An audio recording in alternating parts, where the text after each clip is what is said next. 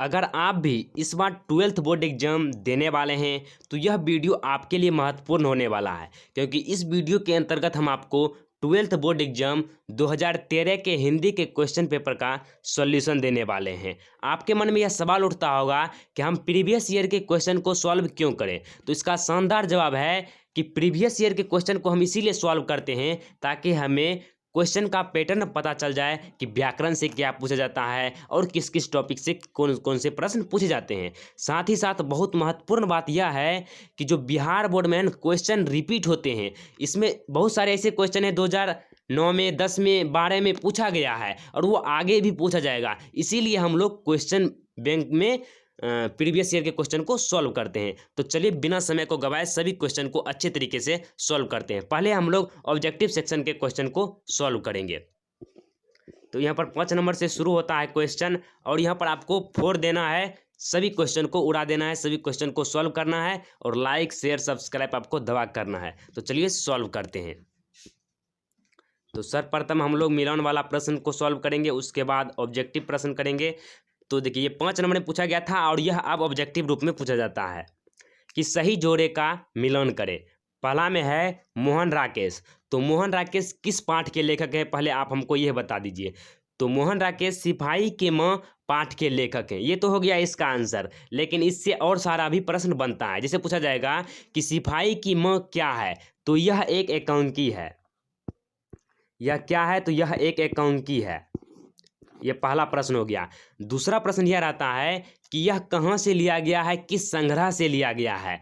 तो मोहन राकेश के अंडे के छिलके, अंडे के छिलके जो ना, यह एक एकांकी है, तो अंडे के छिलके नामक एकांकी से लिया गया है, एकांकी संग्रह से लिया गया है। तो ये 3 प्रश्न इससे क्लियर हो गया कि मोहन राकेश जो है सिपाही की माँ पाठ के लेखक हैं, सिपाही की माँ एक एकांकी है और यह अंडे के छिलके एवं अन्य एकांकी संग्रह से लिया गया है। ये 3 प्रश्न इससे बन गए हैं। अगर इस तरह से पूछा जाएगा तो आपको जवाब दे देना है। फिर दूसरा है जी कृष्णमूर्ति और इसका पूरा नाम होता है जिद्दू कृष्णमूर्ति। यह जो है शिक्षा पाठ के लेखक हैं। पहला तो प्रश्न इसका आंसर ये हो गया। और शिक्षा क्या है, या कौन सी विधा या किस विधा की रचना है, निबंध है, कहानी है, क्या है। तो शिक्षा जो है यह एक संभाषण है। यह बहुत ही इंपॉर्टेंट है, पूछा जाएगा तो बहुत सारे बच्चे फंस जाते हैं इसमें। तो यह संभाषण हो जाएंगे। संभाषण कहने का अर्थ है कि यह इसमें सिर्फ बोले हैं, भाषण दिए हैं, क्योंकि जो जिद्दी कृष्णमूर्ति जी थे वह लिखते थे, लिखते नहीं थे, सिर्फ बोलते थे। वह सिर्फ भाषण देते थे, बोलते थे। उसके जो सहयोगी थे उन्होंने ही शिक्षा नाम के चैप्टर से इसे लिखित रूप में प्रस्तुत किया। तो ये हो गया दूसरा नंबर प्रश्न का आंसर। उसके बाद तीसरा नंबर प्रश्न है मुक्तिबोध। तो मुक्तिबोध जी का पूरा नाम है गजानन माधव मुक्तिबोध और यह जो है जन जन का चेहरा एक, सीधा सीधी मिला दीजिए, जन जन का चेहरा एक कविता के लेखक हैं, कविता के कवि हैं, सॉरी कविता के कवि होते हैं, तो ये हो जाएंगे कवि।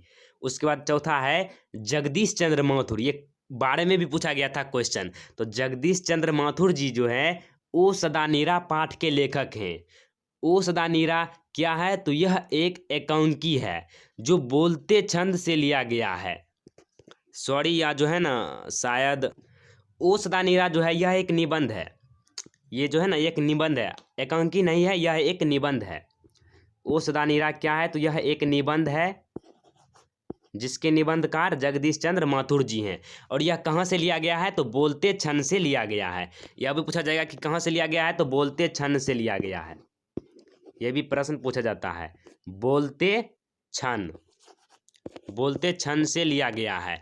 और ओ सदानीरा चैप्टर में जो है गंडक नदी को निमित्त बनाकर इसे लिखा गया है। उसके किनारे की जो है ना संस्कृति और सभ्यता को अच्छे तरीके से इन्होंने इस चैप्टर में वर्णन किया है। उसके बाद 5वां है दिनकर। तो दिनकर किसके हो जाएंगे, तो अर्धनारीश्वर पाठ के निबंधकार हो जाएंगे और अर्धनारीश्वर भी एक निबंध है। दिनकर के द्वारा लिखा गया निबंध है अर्धनारीश्वर और इसमें शंकर और पार्वती के कल्पित रूपों का वर्णन किया गया है। ये 5 अंक के प्रश्न क्लियर हो गए हैं। इसमें हम आपको बहुत सारे बता दिए हैं पॉइंट कि प्रश्न इस तरह के पूछे ही जाएंगे। फिर दूसरा में है निम्नलिखित प्रश्नों के बहुवैकल्पिक उत्तरों में से सही उत्तर बताइए। तो इसका फर्स्ट क्वेश्चन है कि लहना किस कहानी का पात्र है। तो लहना उसने कहा था कहानी का पात्र है। उसने कहा था क्या है, तो यह एक कहानी है। और इसके लेखक कौन हैं, तो चंद्रधर शर्मा गुलेरी जी इनके लेखक हैं। ये 3 पॉइंट आपका क्लियर हो गया। उसके बाद है एक लेख और एक पत्र के लेखक कौन है। तो एक लेख और एक पत्र के लेखक भगत सिंह जी हैं। इसमें एक लेख जो है वह विद्यार्थी के समर्पित है और एक पत्र जो है वह अपने मित्र अपने भाई सुखदेव के नाम लिखा है। उसके बाद है जयप्रकाश नारायण की रचना है। तो जयप्रकाश की नारायण की रचना संपूर्ण क्रांति है, जो 5 जून, याद रखिएगा ये बहुत VVI है, जो 5 जून 1974 को दिया गया था। क्या है, तो जयप्रकाश नारायण के द्वारा 5 जून 1974 को पटना के गांधी मैदान में दिया गया यह एक ऐतिहासिक भाषण है, संपूर्ण क्रांति। ये 2-3 प्रश्न इससे पूछे जा सकते हैं कि कब दिया गया था संपूर्ण क्रांति का भाषण। तो 5 जून 1974 को। फिर है बातचीत साहित्य की कौन सी विधा है। तो बातचीत साहित्य जो है वह एक निबंध है। इसमें ऑप्शन में कभी कभी ललित निबंध भी देता है, तो आपको ललित निबंध भी दे देना है, लेकिन यह एक निबंध है। निबंध और ललित निबंध एक ही होता है। उसके बाद है अधिनायक के रचनाकार हैं। मोस्ट VVI क्वेश्चन है, अधिनायक के रचनाकार कौन है। तो रघुवीर सहाय। इसमें थोड़ा सा पॉइंट जोड़ना चाहेंगे कि जो अधिनायक चैप्टर है यह एक व्यंग कविता है, और जो है ना यह कहाँ से लिया गया है, तो आत्महत्या के विरुद्ध कविता संग्रह से लिया गया अधिनायक एक चैप्टर है। और यह एक व्यंग कविता है, और यह एक व्यंग ऐसी कविता है जिसमें हास्य नहीं है। बाकी बात जो इतने भी व्यंग कविता होती है उसमें हास्य होती है, जोक होता है, लेकिन इसमें वो चीज़ देखने को नहीं मिलता है। उसके बाद देखिए नेक्स्ट प्रश्न है रिक्त स्थानों की पूर्ति करें। तो देखिए इसमें अच्छे तरीके से सॉल्व करना है। ये ऑब्जेक्टिव टाइप में पूछे जा सकते हैं। हट जा जीने जोगिए, हट जा कर्मा वालिए, हट जा डैश प्यारिए, तो पुत्ता प्यारिए। तो इसका राइट आंसर होगा पुत्ता प्यारिए।